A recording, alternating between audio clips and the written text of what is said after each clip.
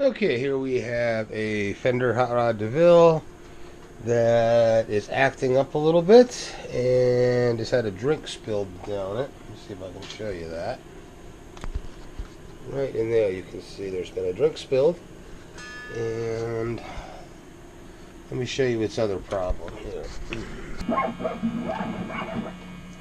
It's pretty hard to hear, but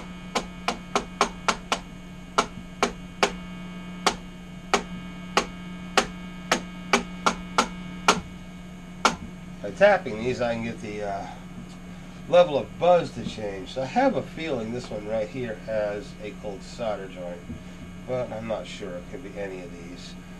So let's take it apart.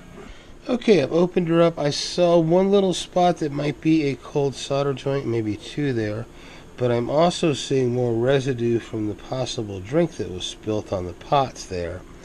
So my next step is going to be to clean all that up and touch the solder joints up, and then I'm going to go ahead and recap it. Alright, I'm in the middle of recapping this here, and one thing I wanted to show real quick is that I actually use a silicone that is made for electronics to glue the capacitors back in. If you don't glue them back in, they're going to vibrate back and forth and they'll actually end up with loose solder connections. If you use regular silicone, it will eat the cap up because it's too acidic. And you can also use hot glue, which actually works fairly well, and some companies use it, but this actually just works a lot better. So somebody had asked me about what I use, and I wanted to show that real quick. Okay, got the nice F&T caps in. Some nice quality caps. The next step is to go over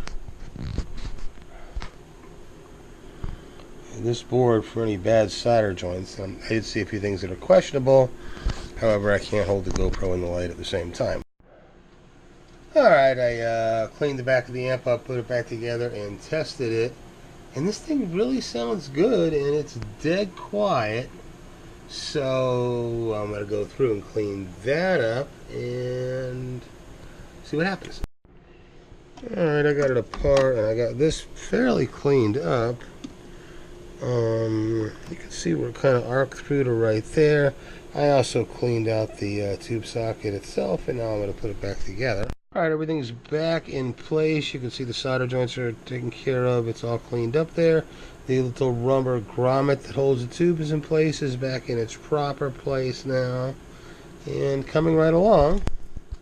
Okay, when I checked this amp earlier, we found out that this tube right here was bad. It was microphonic. So I replaced it. And this tube is just worn out. This is the phase inverter tube. So I'm going to double check this on my tube tester, and we're going to be replacing this as well. Okay, this is my tube tester, and I have the 12AX7 phase inverter tube in there for testing. At the moment, the first thing I'm going to do is make sure the voltage is right over here, and it is. We check that. And we're going to check it for shorts, and it does not have any shorts, so we're going to lock it up and see where it tests up. Now this tube should come up to 875 on,